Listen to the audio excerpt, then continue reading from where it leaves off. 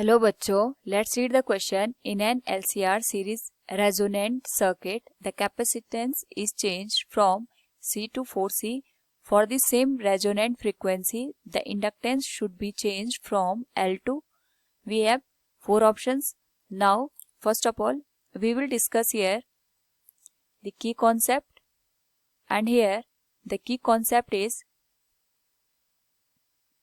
resonating frequency. तो जब भी हम यहाँ पे बात करते हैं सीरीज RLC सर्किट की, उस केस में हमारे पास रेजिस्टेंस, इंडक्टेंस और कैपेसिटेंस गिवन होता है.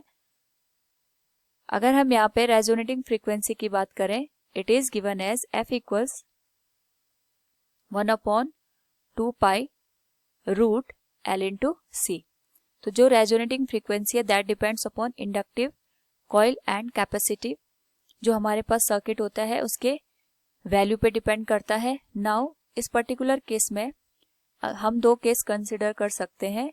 फर्स्ट केस हमारे पास गिवन है, उसमें जो रेजोनेटिंग फ्रीक्वेंसी गिवन है that is given as 2 pi under root L into C.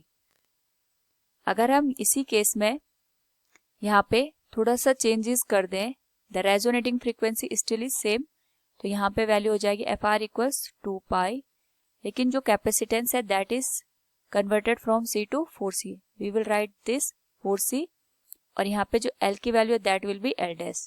It is equation 2. Now हमें कंडीशन गिवन है कि 1 और 2 में जो फ्रीक्वेंसी है that is same, so it will become equation 1 will be equal to equation 2. Now it will be 2 pi under root L into C. Again 1/2 pi under root 4C into L dash.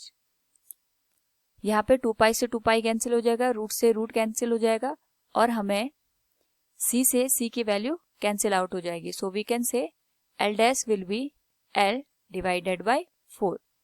So we can say the new value of inductance will change from L to L by 4. Option D will be the correct answer. Hope all you understood it. Thank you and best of luck.